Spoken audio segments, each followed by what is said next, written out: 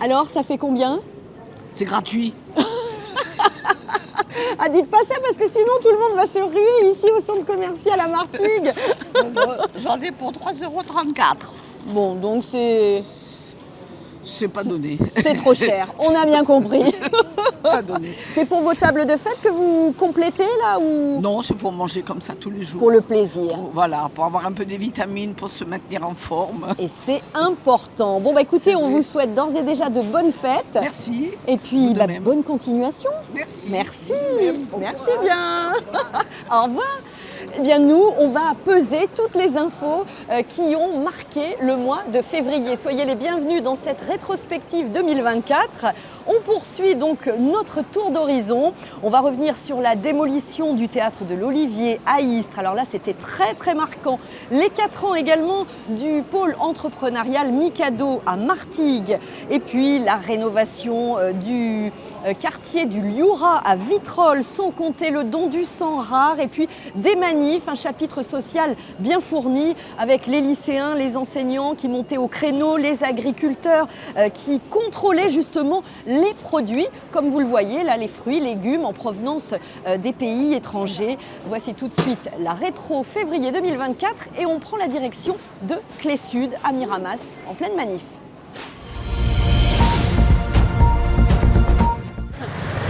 En fait, on contrôle la marchandise qu'il y a dans les camions, on regarde si ça vient de l'étranger, si c'est le cas, on prend des photos et on vous laisse repartir.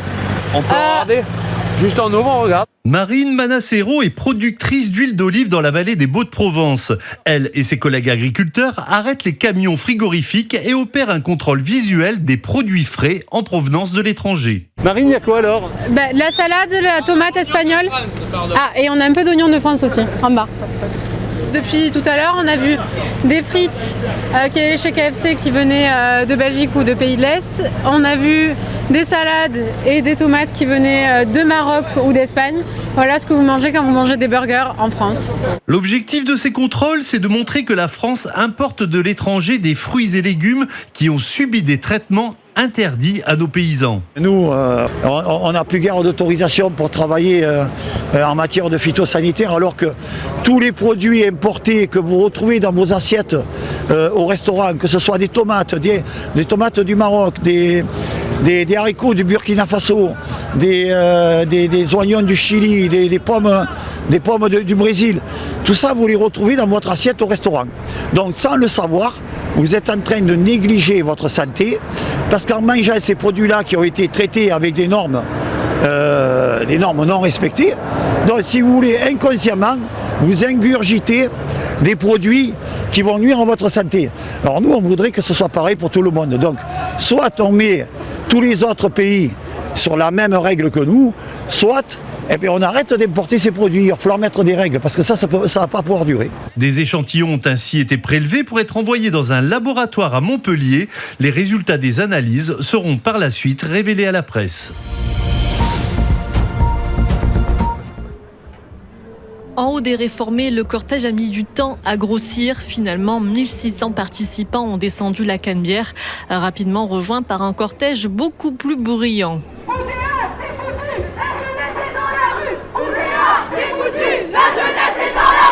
200 lycéens venus des lycées Saint-Charles, Montgrand et Thiers, parmi eux Loulaye, 16 ans, du mouvement national lycéen. On manque toujours de moyens, les classes sont surchargées, les conditions d'études sont de plus en plus précaires et le gouvernement décide sur le budget de l'éducation nationale de créer le SNU et de mettre l'uniforme aussi. Et donc ça représente presque 10% du budget de l'éducation nationale dans un budget qui est déjà très faible.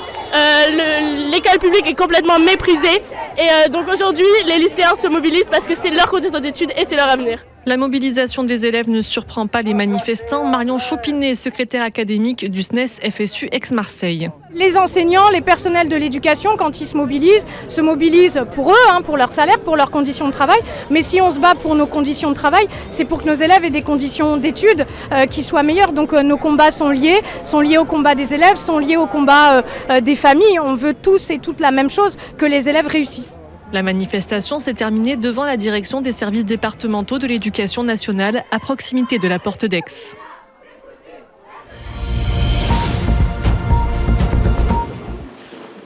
Hier, le ministre de la Justice, Éric Dupond-Moretti, était au palais de justice pour rencontrer les avocats et la magistrate qui ont appliqué pour la première fois l'ARA. Et le ministre n'avait qu'une seule question. Combien de temps on gagne par rapport à une procédure classique ? Vous avez entendu les réponses. Une procédure classique, c'est celle-là, en l'occurrence, c'est 2 ou 3 ans. Et là, on est sur quelques mois. Donc, le bénéfice, il est considérable. Les justiciables, eux, ils sont au cœur de leur procès, ils se réapproprient leur procédure. On a des procédures aujourd'hui qui durent 4 ans et le justiciable voit le juge 4 minutes. Il ne peut pas aimer la justice, le justiciable. Il sort de là en disant « mais ça ne peut pas marcher comme ça ». Recréer du lien entre les avocats et les justiciables, c'est aussi l'un des principaux axes de l'amiable qui sera étudié prochainement dans les lycées, les facs de droit et de Sciences Po. Une nouvelle qui réjouit Jonah Latrèche, lycéen en terminale option droit à Notre-Dame-des-Sillons. Je pense que c'est une bonne décision de réformer déjà l'éducation, de réformer une autre manière de voir la justice et une autre manière de procéder en fait à la justice. Donc je pense que c'est une bonne décision. Ça va aussi peut-être être l'occasion pour vous d'être un peu plus proche de vos justiciables. C'est ça, un peu plus proche déjà, de plus comprendre, d'être plus concret et aussi pour les gens qui sont accusés aussi, ça va leur permettre de mieux comprendre la justice, de mieux comprendre le fonctionnement et de s'arranger entre eux. Finalement, ça rend un petit peu plus humain votre métier, c'est ça ? C'est ça, un peu plus humain et ça simplifie aussi les tribunaux qui sont aujourd'hui remplis. On n'a plus de place dans les tribunaux et grâce à cette fonction, grâce à l'amiable, cela va nous révolutionner le travail. Moins long, plus humain, l'amiable semble avoir séduit ici, à Marseille, une affaire à suivre.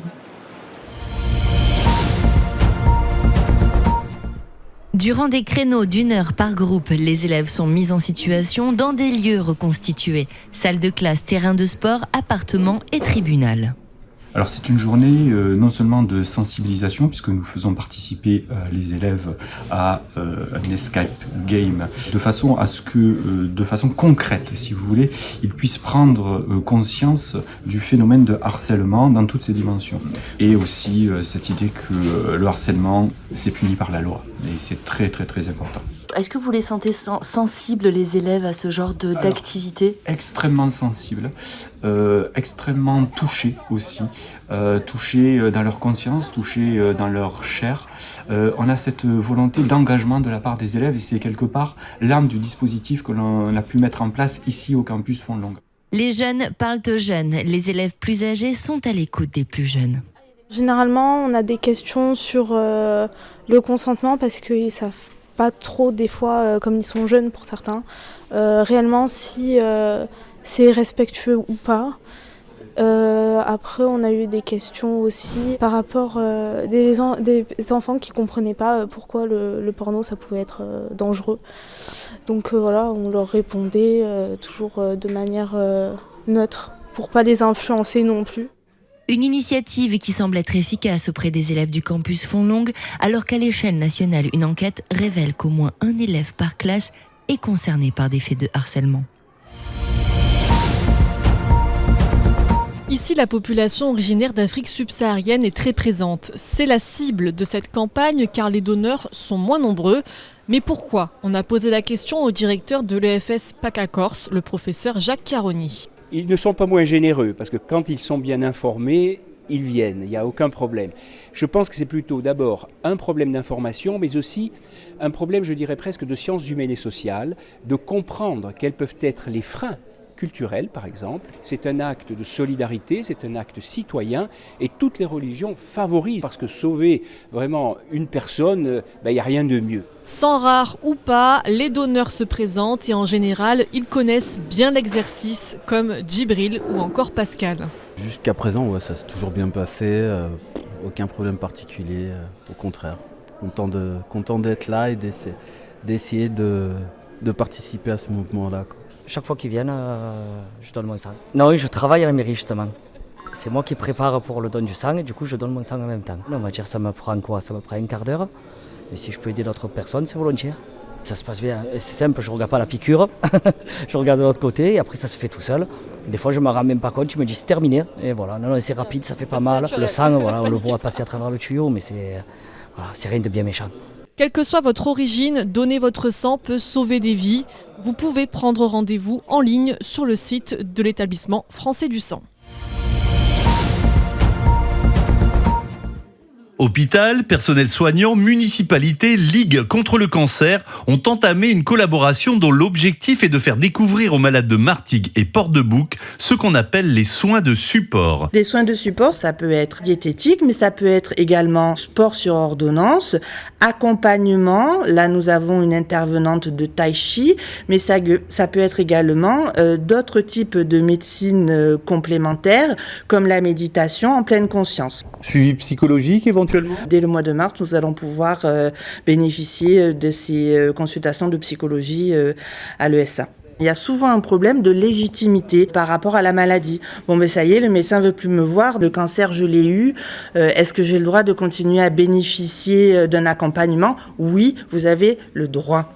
Et ça va vous faire du bien. Et on n'oublie pas non plus les aidants, les proches du malade qui, eux aussi, vivent des moments souvent très difficiles. On s'interdit peut-être de profiter de la vie, on s'interdit aussi de se plaindre du coup, qu'on ne va pas bien. On a du mal des fois à exprimer aussi ce mal-être et ce malaise par rapport à cette maladie. C'est un vrai ouragan, la maladie, quand elle arrive dans une famille. Et effectivement, ça peut être très dur psychologiquement de voir la personne qu'on aime diminuer, malade, avec toutes les conséquences que ça peut avoir. La perte de cheveux, par exemple, sur le traitement, des choses comme ça. Donc c'est aussi important de soutenir les aidants, oui. Des soins de support que les personnels de santé estiment essentiels pour franchir les étapes vers la guérison.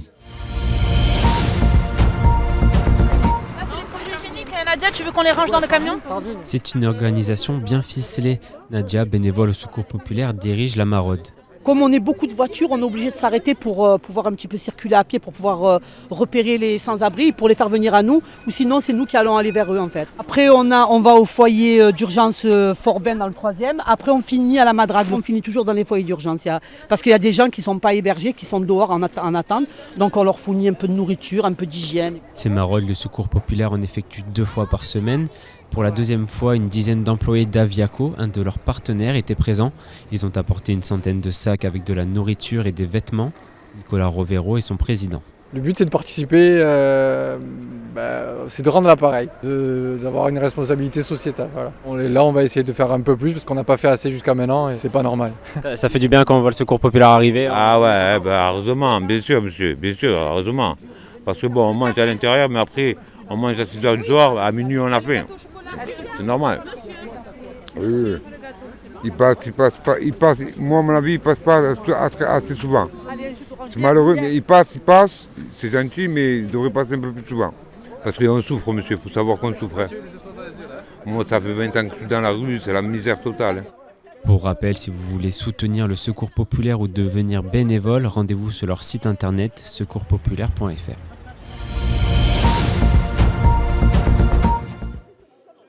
Les avocats des 4 industriels rappellent qu'il y a près de 300 sites polluants sur la zone de Fos. Ils demandent donc aux riverains de prouver que leurs préjudices sanitaires émanent bien de leurs propres émissions polluantes. Un argument réfuté par maître Julie Andreu, avocate des plaignants. Trop de responsables, pas de responsables. On se bat contre ça, bien sûr. C'est absolument inadmissible et c'est absolument pas entendable. C'est pas parce qu'il y a beaucoup de responsables, peut-être, ou beaucoup en tout cas d'industriels qui polluent, que je ne suis pas en capacité de démontrer que les sociétés qui étaient attrées aujourd'hui devant la Cour participent à une pollution massive et sont bien sûr à l'origine en effet de dépassements qui sont considérables et qui donc créent les préjudices que nous défendons. Parmi les plaignants, Jackie et Bernard Uriot. Elle était infirmière libérale à Port-de-Bouc, lui technicien de maintenance à Arcelor. Pour eux, l'argument selon lequel, en s'installant dans une zone industrielle, on sait à quoi s'attendre, n'est absolument pas fondé. Par exemple, nous, quand on est descendu de Lorraine, on n'a pas choisi le lieu où on voulait habiter. On nous a dit, voilà, il y a des bâtiments là, voilà. Puis on nous a affecté un logement. Donc déjà, dire qu'on savait très bien ce qui nous attendait, on ne savait pas du tout ce qui nous attendait. Pour nous, venir à Fos, c'était l'Eldorado, c'était le soleil, la mer. Pour nous, c'était merveilleux, on descendait de Lorraine. Petit à petit, on s'est aperçu que tout cet environnement industriel pollué, et donc il y avait sans doute des dangers pour nous à ce moment-là. Les émissions sont quotidiennes et nuit et jour, donc ça fait beaucoup. Parfois, l'été, on est obligé de fermer les fenêtres parce que ça pue. Vous le sentez au niveau de la respiration, c'est vraiment invivable. En gros, pour aérer, il faut fermer ses fenêtres, contrairement au reste. Ouais. C'est tout le contraire de la vie, parce qu'on nous emmène vers une mort qui n'est pas naturelle.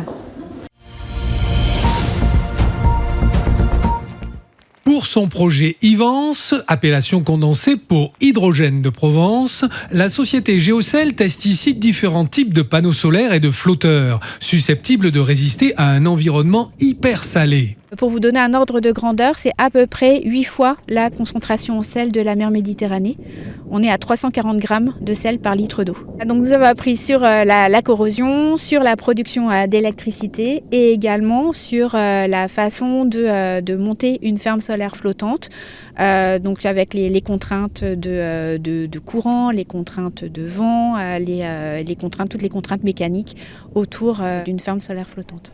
Déjà exploités industriellement pour leur saumure, l'étang de Lavalduc et son voisin, l'étang d'Angrenier, devraient être couverts à 80% par 1 500 000 panneaux photovoltaïques. En termes d'électricité, on prévoit une production de 800 gigawattheures d'électricité. Pour vous donner un ordre de comparaison, ça correspond à la consommation électrique d'une ville de 150 000 habitants. Cette électricité sera de l'électricité renouvelable, de l'électricité verte, et elle servira à produire de l'hydrogène, qui donc lui aussi sera vert et bas carbone. La grosse majorité de l'hydrogène aujourd'hui est d'origine carbonée, donc provient des hydrocarbures.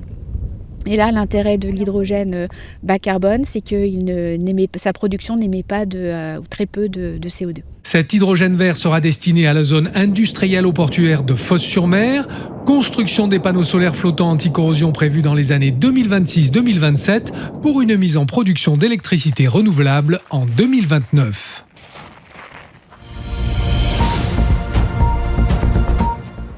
C'est le lieu des échanges entre chefs d'entreprise à Martigues. Le pôle entrepreneuriat Mikado accompagne depuis maintenant 4 ans des centaines de firmes dans leurs projets. Mais comment fait ce pôle pour les aider ? On écoute Colette Daujar, chargée de développement du pôle.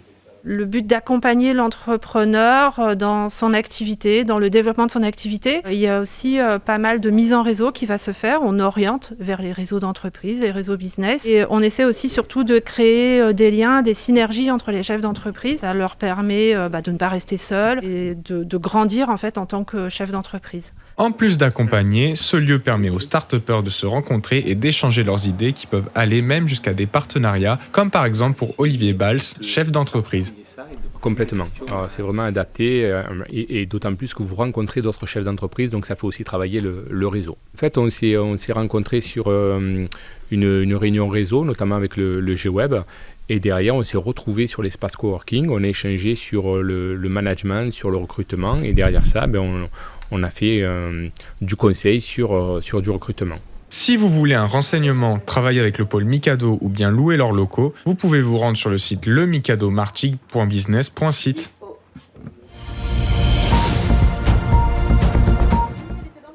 Quant à l'habiter en appartement, sans jardin donc, et avant la mise à disposition de composteurs individuels par la métropole, Virginie Mestre pratiquait déjà à sa façon. J'étais déjà un petit peu sensibilisée à ça. Je faisais un petit peu du petit compost avec du système D en appartement. Et moi, j'avais des pots de fleurs quand même si on était en terrasse. Donc, ça me permettait de mettre un petit peu de compost dans mes fleurs, dans mes pots de basilic, dans mes petits pots qui étaient autour de notre terrasse. Du coup, je mettais un petit peu, l'hiver notamment, pour faire une espèce de sorte de paillage, pour limiter un peu l'accès au froid et en même temps nourrir la terre avec les pots de fleurs.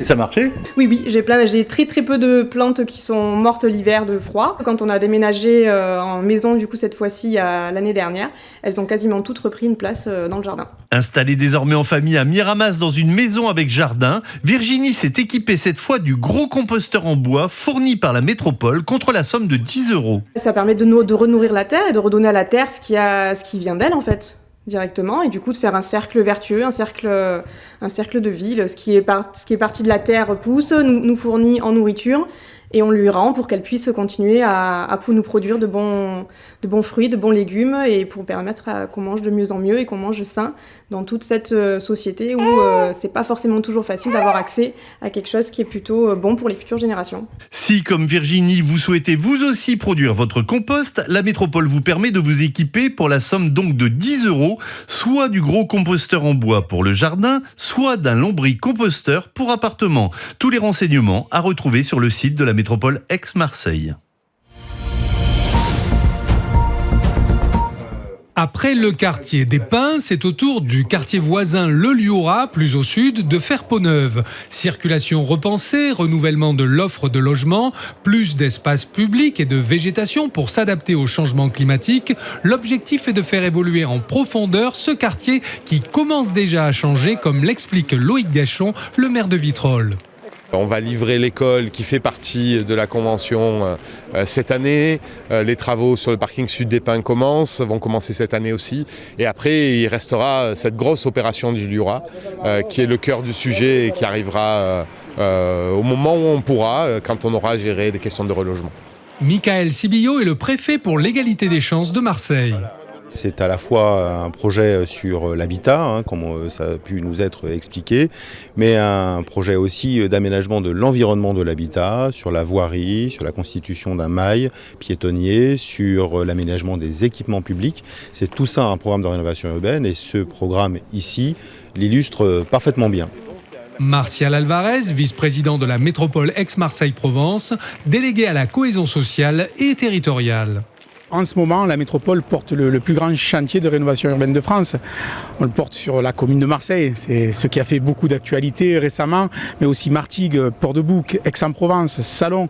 Et on a aussi aujourd'hui Vitrolles, et où on mobilise l'ensemble des moyens financiers, mais aussi de notre capacité à coordonner ensemble des financeurs pour porter les projets de rénovation, de transformation de ces quartiers.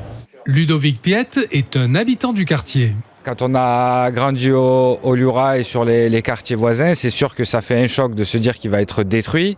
Et en même temps, c'est quand même un quartier qui a beaucoup vieilli, qui a pas mal de problèmes d'habitation. Donc c'est aussi nécessaire de le transformer. Les divers chantiers devraient durer jusqu'en 2028 pour un montant total de plus de 66 millions d'euros.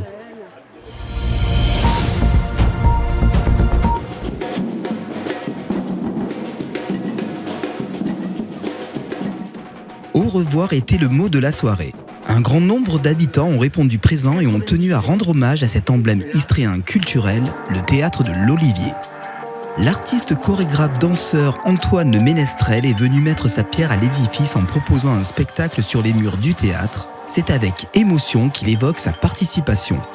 Je suis un personnage, un folambule qui arrive du haut et qui finit en bas et qui raconte une histoire avec cette architecture.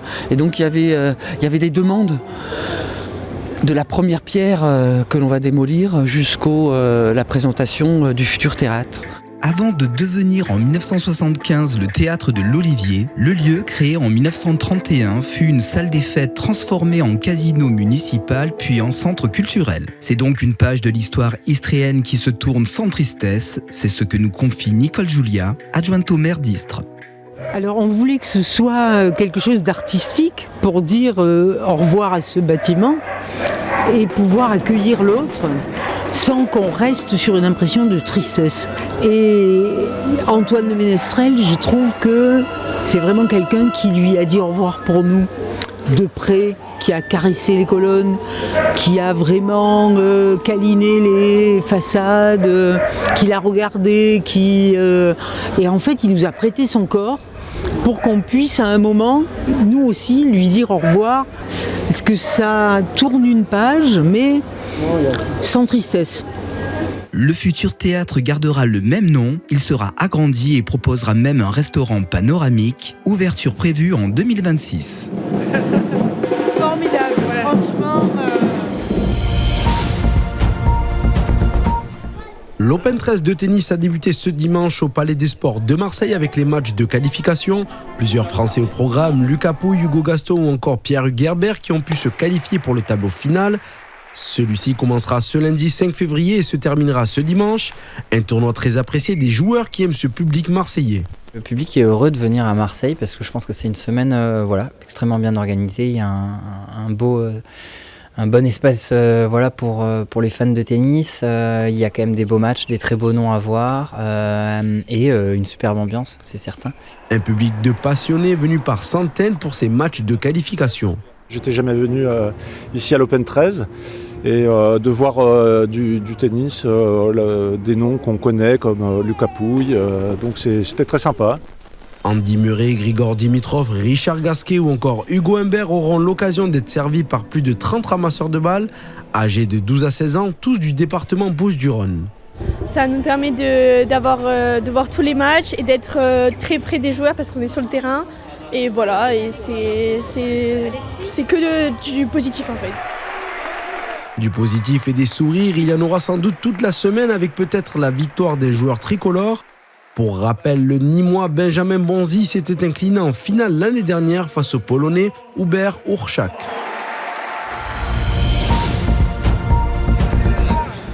C'est à quelques minutes du coup d'envoi du meeting Elite Indoor que le partenariat entre la ville de Miramas et le Kenya s'est officialisé. Un projet sportif mais surtout humain, c'est ce que nous explique le président du club d'athlétisme Christophe Cantoni. Le comité olympique kenyan est venu plusieurs fois à Miramas nous voir, rencontrer les personnalités, visiter les sites. Et en fait, à chaque fois qu'ils sont venus, ils ont été impressionnés par l'accueil qu'on leur a fait. Ils se sentaient en famille. On les a invités chez nous, à la maison, donc ça a changé de ce qu'ils avaient vécu avant. Et ils nous disent à chaque fois que c'est la première fois qu'ils sont invités comme ça dans un pays. Donc je pense que c'est ça qui a fait la différence par rapport à d'autres grandes villes qui auraient été contentes de les avoir aussi. Frédéric Vigourou, un maire heureux et également fier de voir sa ville et son club d'athlétisme officiellement liés au comité national olympique du Kenya. C'est important parce que ça nous donne à la fois une ouverture sur le monde. Je pense qu'aujourd'hui on a besoin de rencontrer le monde. Il y a beaucoup trop de gens qui parlent beaucoup avec énormément de sectarisme des autres. Et nous on avait besoin d'avoir des relations. Et puis il y a les valeurs du sport, et puis je le disais, l'olympisme draine des valeurs de paix, et en ce moment dans le monde on a besoin de paix. Et étant donné que le Kenya a une très grande expérience, et puis c'est des gens qui sont très connus dans le monde de l'athlétisme, parmi les premiers, il était important pour nous, avec nos athlètes aussi, de pouvoir dialoguer. Donc ce qui est intéressant dans ce projet, c'est que autre avantage, c'est de faire partager nos écoles primaires, maternelles, collèges et lycées, toute la jeunesse de la ville, pour venir échanger avec eux en anglais, bien sûr. Et ils ont commencé à le faire avant même notre signature officielle. Cette année encore, le meeting Elite Indoor a une nouvelle fois tenu toutes ses promesses. Partager des moments sportifs intenses et riches en émotions.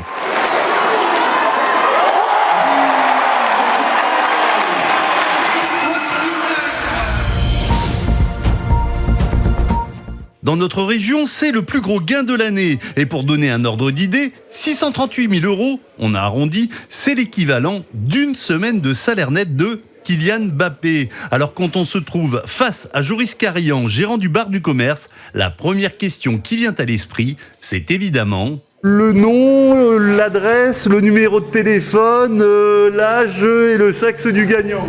Ah, ça, il ne veut pas se dévoiler, je ne vais pas pouvoir vous le dire.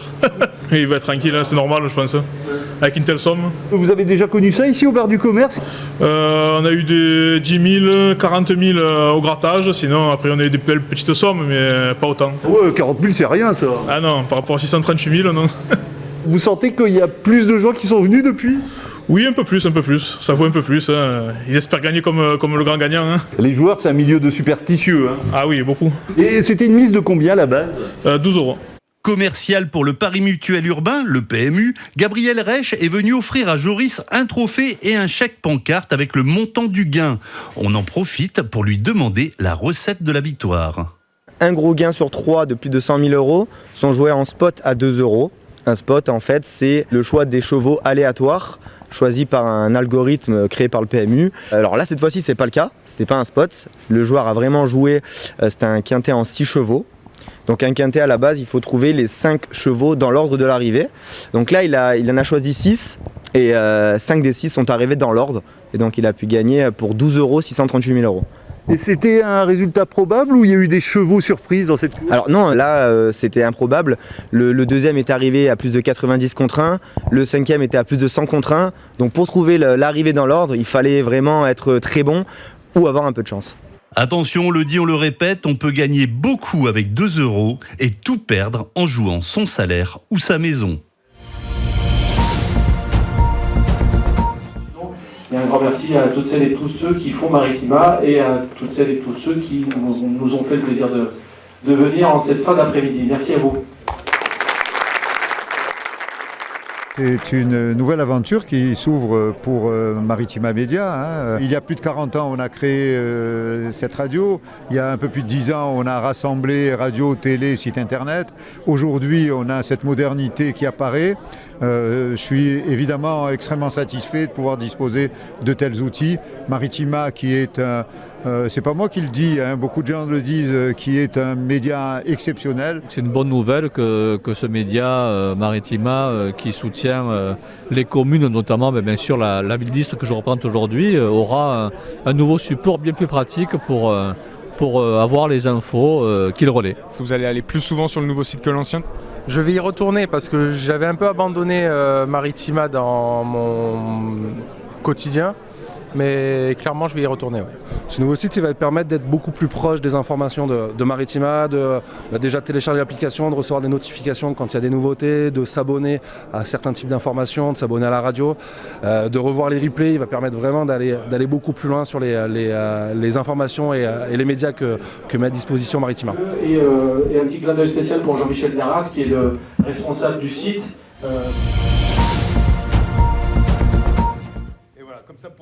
Avec l'association La Petite Lily, le restaurant crée l'école marseillaise de l'alimentation et de l'hôtellerie par l'inclusion.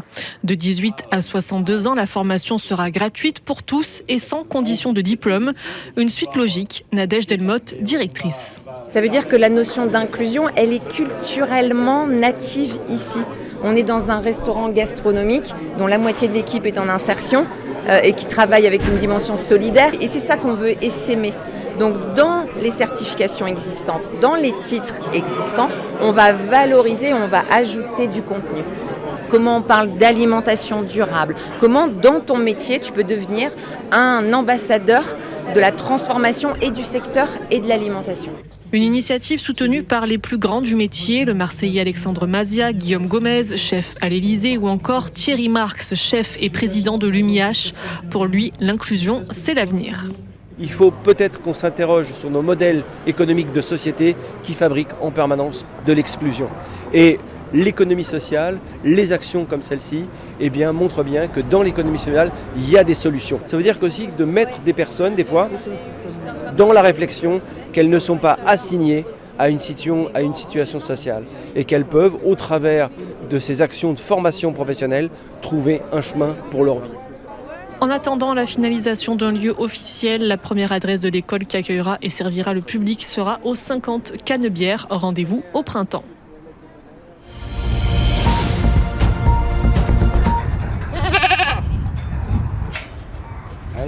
D'abord, il faut faire les présentations avec la chèvre du Rove, car il n'y a pas de brousse du Rove sans chèvre du Rove.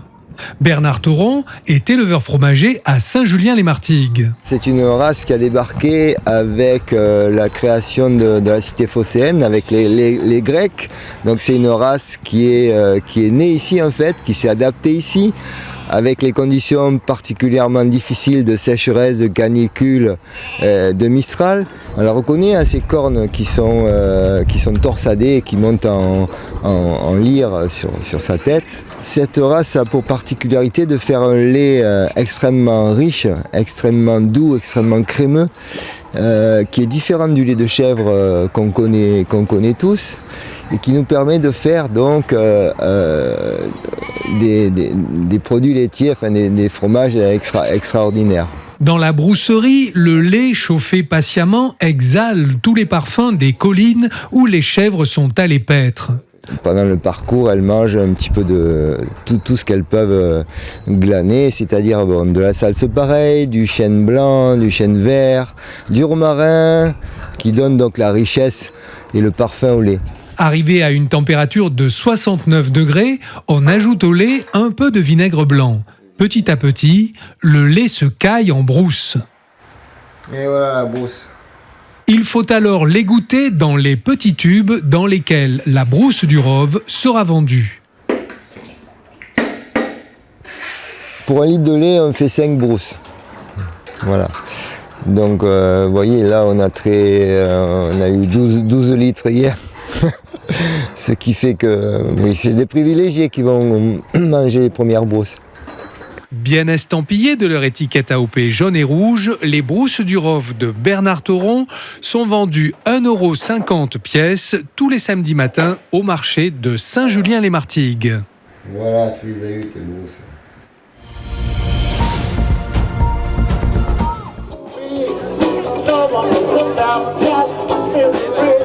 Ils sont bien charnus ces oursins, on les aime et on en a repris d'ailleurs. Le prix 20 €. 20 € les 8. C'est la première fois que je viens à l'oursinade. C'est vraiment un plaisir, on a le beau temps en plus et entre amis, c'est une régalade. On reviendra. Ils sont extraordinaires, on est très bien. Juste un tout petit problème de toilette, mais c'est pas très grave. Une bonne ambiance, un temps magnifique et des commerçants tout à fait agréables. On les paye de plus en plus cher, mais ça c'est normal, c'est l'augmentation de la vie. Mais tout est parfait. Oui, ça devient un peu produit de luxe. Ça devient un produit de luxe, voilà. Mais c'est une fois par an. Il y a des assiettes de frites, il y a des éperlans, il y a des moules frites, il y a de tout. On peut manger même ceux qui n'aiment pas les fruits de mer crus. C'est ma femme qui a trouvé ça magnifique et de toute façon elle adore ces oursinades absolument extraordinaires où on peut rencontrer plein de gens très sympathiques. C'est vos premières ? Non. Il n'y en a pas d'oursinade en Corse ? De moins en moins.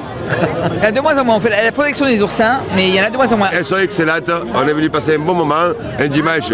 Extraordinaire. C'est comme la famille. Extraordinaire. Depuis 1980. J'espère que Carré Lerouet remettra ça chaque année. Chaque année. Moi, toutes les années, je vais me faire les oursinades ici. Honnêtement, cher. Ouais, un petit poil que l'année dernière, mais bon, c'est pas grave. Pas grave, c'est le plaisir qui est bon. On se régale. C'est vrai que depuis une quinzaine d'années, il y a plus d'oursins. Parce qu'il y a eu de l'abus. Et l'abus, comme pour tout, comme pour le vin, pour tout, quand il y a trop d'abus, c'est pas bon. Ici à Carry, on les mange une fois par an et c'est sur le Carry. Il n'y a plus rien, on est victime de notre succès. Avec la rouille faite maison, le ketchup de pomme. Entre les mains du célèbre DJ Martin Solveig, 5000 personnes ont découvert 100 noms d'artistes qui se produiront sur scène lors du Delta Festival, un événement de grande ampleur et qui ne cesse de s'agrandir pour le plus grand bonheur des Marseillais. C'est vraiment une des plus grosses fiertés, je pense, et c'est vraiment extraordinaire d'avoir ce genre de festival ici, quoi. C'est une marque de la ville, vraiment. C'est diversifié, il y en a pour tous les goûts, c'est très bien. Il ne faut pas que ça devienne trop gros non plus. Vous voulez garder un peu ce festival marseillais ? Voilà, ouais, un peu plus. Pour nous, égoïstement. On est fiers, On est fiers d'avoir un des plus grands festivals de France à Marseille. Et on veut qu'il y ait Jul cette année. Jul, mais aussi SCH, les Marseillais brillent dans le milieu de la musique et le Delta Festival a de quoi les accueillir, ce qui rend fier Olivier Ledo, cofondateur et président chez Delta France Association. Je pense que c'est une énorme fierté, mais pas que pour nous, parce que c'est un projet qu'on a partagé avec tellement de gens. C'est marrant, on a un espèce de regard un peu avec du recul où on se dit qu'est-ce que c'est bon d'avoir un événement de cette envergure ici à Marseille où on peut faire venir des copains de toute la France et les nationalités. L'année dernière, il y en avait à peu près une vingtaine qui étaient représentées au Delta Festival. Donc on se dit c'est à la fois une fierté provençale et marseillaise et à la fois on se dit l'aventure ne fait que commencer. Il y a une ADN profondément ancré sur le territoire. Déjà parmi les 700 acteurs engagés qui vont tenir le monde des possibles, le forum qui est au sein du Delta Festival, il y en a la moitié, ils viennent du territoire. Et au-delà de ça, je pense aussi que c'est la part belle qu'on laisse à tous les collectifs artistiques marseillais. On est là pour dénicher, défricher les nouveaux talents du territoire. Quand je dis Marseille, je veux dire bien sûr la Provence. Et on essaye de faire en sorte que nos courants musicaux, notre pépinière d'artistes soient ultra représentés sur le territoire. Et elle est fantastique. En tout cas, pour cette édition 2024 et pour son 10e anniversaire, le Delta Festival prévoit un événement musical en XXL. En attendant, les festivaliers ont profité de cette soirée pour se préparer à ce qui les attend sur les plages du Prado.